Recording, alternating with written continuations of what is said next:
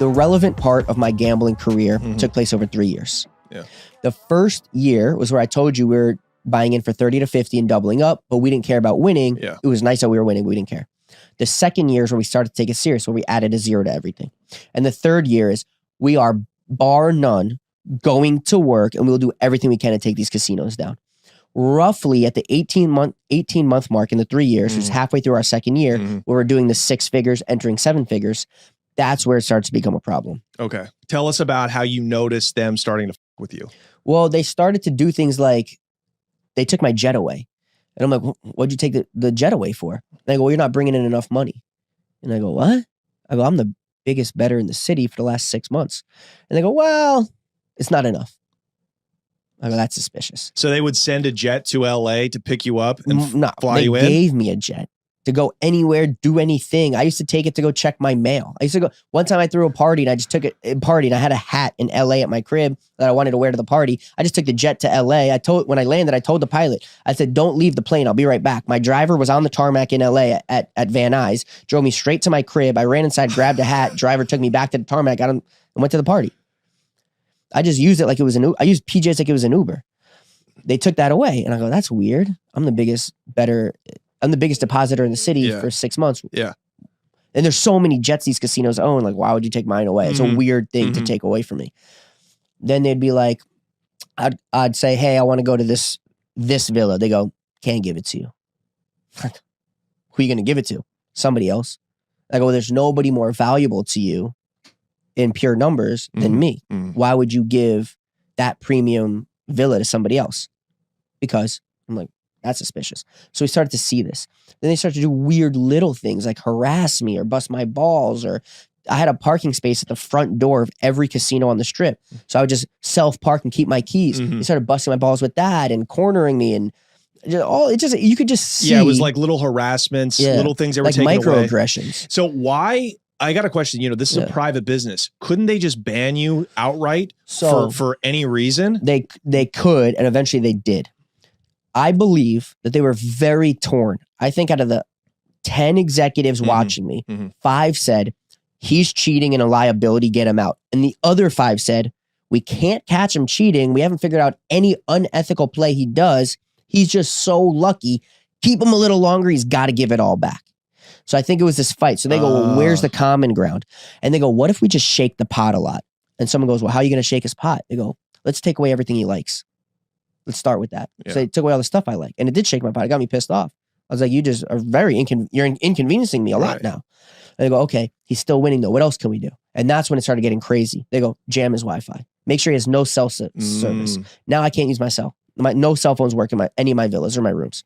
Wow. Like, now and they had that capability. That's like the NSA or something. That's like high level government. It's actually not that hard. Technology. So I had spoke about it years ago in an interview, and all these people said, no, it's impossible. You can't jam. First of all, I'm not a technician. Let me just be super clear, right? So I don't know all the correct terms.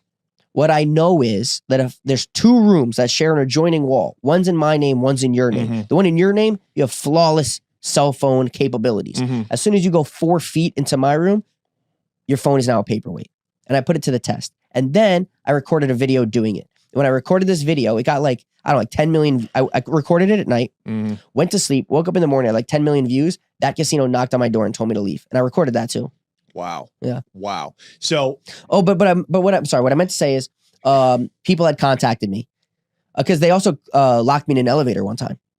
And I posted the video from the elevator. Yeah.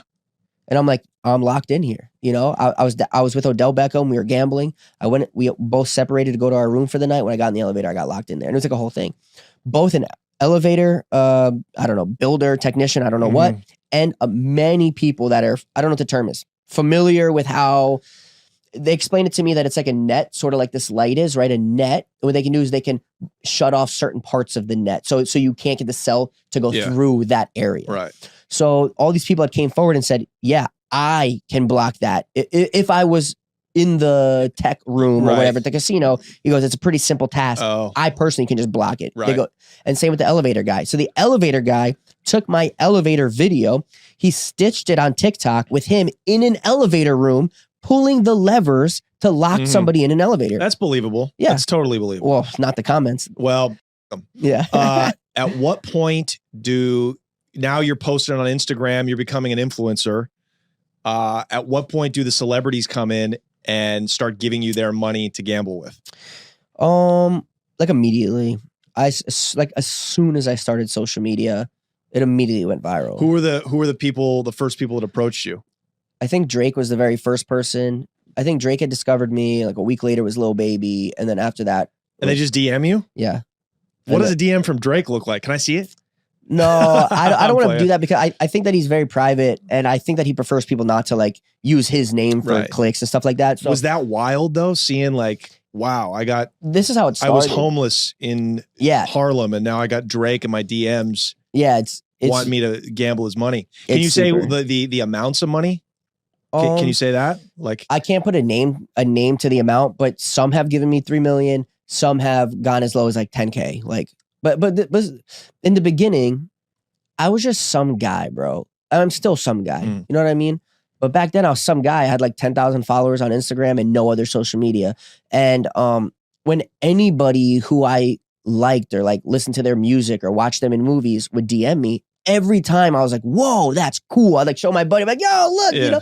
And I'd be like, hey, what's up, bro? Like, what can I help you with? You know, whatever I said. And then he'd be like, we should go gamble. For me, I was just so taken back that they even knew who I was.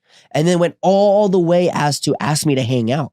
You know, like there's so many things that have to happen for that to be the result. Yeah. That I was so like just taken back that I was like, whatever you want to do, I'm just shocked that you want to hang out or like know who I am or whatever. You want to gamble? Sure, let's gamble, you know? Yeah. And so we started doing that. And pretty quickly, I became this like figure in that culture. Yeah. You know, that now, like, you know, I just came right now from Rod Wave and Tusi, you know what I mean? Like nobody asked me to gamble. They're just my boys. Yeah. Just being around and being in the scene, they got to know me not as a gambler, but as a human being. Yeah. And they're like, bro, you're dope. They're like, we like the same things, right. You know? So people were essentially just flying into Vegas just to hang out and gamble with you. Yeah. So it wasn't like hey, I'm using this as like an investment, you know, triple my money. Would you have anybody that did that? Yeah, some people, but those are the people that don't understand gambling because I can lose and I do lose. Like I have losses, you know? And so the people that are like, let me just wire you this money, send it back when you triple it, you know, in 2 hours. Yeah. In the beginning, I was willing to engage because again, I was just so like surprised they knew who I was and I was so like almost starstruck, you know? That I was just like, yeah, no problem. And then I saw like they don't understand what's happening. So once sort of the star struckness like wore off and I was just like a regular friend with these guys, it became really easy for me to tell people no. Yeah. Every day, many, you know, very famous people are like, hey, can we do this? And I'm like, you know what? Nah. Yeah. You know, if you want to like meet me, like I'm going to this show. If you want to come to the show and hang out, we can chat. Yeah. And if we become friends, But like, nah, like I'm not a circus monkey. You're not gonna just be like, here's some money. Like I'm like, bro, I'm good. You got your own money. Yeah, I'm got your good. own thing going on. Yeah. So once I felt that I was welcomed in that culture, that community, or became like a little bit of a celebrity in my own right, and I didn't need that, or the starstruckness wore off. I was just chilling, and I'm chilling. Do you remember a big loss that you took with somebody else's money that you felt bad about? Yeah. Yeah, there was one in particular. That's what happened, bro. I can't say who it is on the air. I can tell you after. So a friend of mine, on the Patreon, maybe, perhaps. Okay. So I have a friend. He's a rapper, very famous, and we were friends for like a while, right? And never once talked about gambling. We were just friends. Like we were always at the same parties, the same club, the same show. We were just there, and anytime we were there, we just link. Sometimes we'd go out, just me and him, whatever. Finally says to me one day, he goes, hey, you want to gamble? And I go, sure, I got this game in LA, like we can pull up. He goes, all right, can I give you 50K, right? And now relative 50K is not a lot, right? But this was like a particular loss I felt bad about. So he's like, okay. I was like, yeah, I was like, I don't care, bro. I'm just hanging out. I'm playing cards whether you're there or not. Like, I don't care, right? He goes, I'll come and I'll throw 50K in the mix. I'm like, all right, cool. He shows up. It's quite an environment, a lot of women and party favors and other like types of famous people. And it's a cool environment. And I didn't know, but he had never been. I didn't know. We never had talked about it. I didn't even realize, you know, I always give a disclaimer like, hey, we can lose. Just know that, you know, and everybody says the same thing. They go, yep, I get it. I go, all right, cool. I didn't realize that he didn't realize what I was really saying. Like he heard the words, but didn't listen to the words, right? And it's because he's never gambled a day in his life. He's never placed a single wager. And I didn't know that. So I'm giving him the disclaimer just like as friends. I'm like, hey, bro, I'll do it. You want to bring 50? I don't care. You could bring none and just hang out. But he said, no, I want to make money. I go, okay, well, hold on. Hopefully we make money, but just know, like, we are gambling. There's a chance we lose. He goes, yeah, all good. I'm going to bring 50. I'm going to bring 50. We're going to make some money. We're going to party. And I'm thinking like, oh, he's just like hype, positive manifestation. Like, yeah, we're going to win. We're going to, all right, whatever, bro. Come on. So he comes, we sit down. I play one hand. We win like 17K this pot. We were playing Omaha, right? We won 17K. I'm raking the chips. He's sitting next to me. I go, yo, we just won that one. It was 17K. He starts like chilling. He's like, give me a shot. He goes, hey, one of you whores, get over here, rub my back, you know? And he's like chilling, whatever. Like 30 seconds goes by and I lose a hand. And he goes, what happened? And I go, oh, we lost that one. We lost like 30K on that. He goes, oh, I thought we won 17. And I go, yeah, the last hand we did, you know, what do you mean? You go, well, you thought it was over? But because he's never placed a wager before, he didn't understand what was happening. We ended up losing the 50K, right? And he was so distraught. Now, the guy's got tons of money, right? So it's not the money. And this is something a non-gambler will never understand. The emotional hangover of taking a loss of any size. So for a week, he was calling me every day like, hey, bro, like, I don't feel good. He's like, I feel sick. How do I get over this feeling? Wow. And that during that week is when I realized he's never placed a wager. And finally I asked him, I go, bro, do you gamble? And he goes, no, I don't know how. And I go, man, like this is not the world for you. Right. Did you see any real degenerate gamblers, like addicted really bad, like a disease, like being addicted to drugs? Yeah. Of famous people or anybody? I've seen both, honestly. Both? Yeah, I've seen both. Yeah. I've seen both, yeah. Wow. But honestly, did you have to cut people off? Did you have to tell celebrities like, hey, you're not in a good way. I don't want to do this for you? Because I don't need their money. I don't need like whatever we're about to win, maybe like that doesn't even affect my bottom line. So for me, it's more important like their well-being than anything. And I'm a friend before I am like a gambler, you know? Yeah. And I discourage gambling. I have a foundation where, you know, at no cost at all, anybody who struggles with gambling addiction, drug addiction, or mental health, they just have to reach out to my foundation. We find them treatment totally for free. So like I'm a big advocate for not gambling. Honestly, it ruins endless lives and saves only a couple, like hardly any. And enriches a bunch of people that are cheating you in Vegas. Scumbags, yeah. Okay, and tell us really quick about the games you had in LA. I think you still currently have them. Look, have is not the right word. We snitch on this podcast. Sorry. Play in is a better way to phrase it. Okay. Tell us about these games. Yeah. They're cool. There's all different ranges. Like private? They're private, all private location, no like +1, no cameras, all the girls sign an NDA and have to hand their phone into the locker before they walk in. The men are all high profile men. There's very little female players in this network. There are some. There are also high like ranking women as well. A lot of them are politicians or pretty famously known CEOs or founders or actors and singers and producers and, you know, people that prefer discretion and privacy. And I don't disagree at all. Do you run them or do you just participate in them? I don't know anybody who runs them. Got it. Okay. Can you elaborate on that? I'll ask you again. Do you own them? Or do you just, if one were to own them, because clearly somebody owns them, right? Like in this world exists in the world of Mexican cartels in LA. Some guy, El Mago, who was connected with the Sinaloa cartel, he was just murdered outside of one. They're called casitas. And they're private parties where rich business owners, drug dealers, money launderers go to have whores, gamble, That's a slightly different world. So the casinos is more like low level stuff, like street gangs, cartel, like that. Yeah. The ones that I'll use the term familiar with are a much different world. Very clean, upscale. There's no violence. There's no crime. There's no drug dealers. There's no Yeah. I just want to know: are they? I assume these are illegal. Who owns them in general? I just want to know the structure. It's actually not illegal. So playing poker is not illegal. What's illegal is running an unlicensed casino. So there is a very clear line of when you're playing poker, when you're running an unlicensed casino. So as long as you're not running an unlicensed casino, there's no crime being committed. So these games that you attend or go to, they're licensed? No, but they're not a casino. Okay, so you can essentially it's guys playing poker. It's really just it could just be friends. Friends in a house playing poker is not illegal. That's not illegal. Gotcha. Okay, cool. Great. Let's get back to how it all kind of ends with you in Vegas. So they're with you, harassment, cutting off your Wi-Fi, trapping you in elevators. What year? How did you eventually get banned? It happened gradually over the last 18 months of that 3-year span. It started gradually. Some were just like, don't come back. Some that I walked in for the first time ever, when I walked in, they would greet me with security and say, your action's too strong, please leave.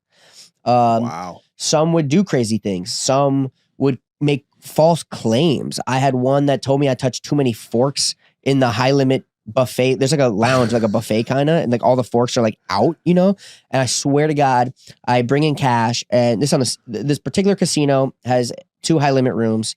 There's one on the first floor, which is standard. Then they have like a super high limit room, very private. It's on the second floor, and it's got its own name. It's got its own entrance. It's a whole thing, and that's where I like to play in this particular building. It's quiet and there's nobody in there. It's very private. I like that. I don't like distractions. I don't like any of that. So I bring in cash, and where the cage is right next to this lounge where the players can there's just a food option, snacks, buffet style, whatever. And so I put my cash at the cage. I know it's going to take them a while to count it. I'm watching. I'm going to hop over to the lounge while you count. So I'm in the lounge, and I'm eating, getting food. I just peek my head around the corner. I see they're still counting. No problem.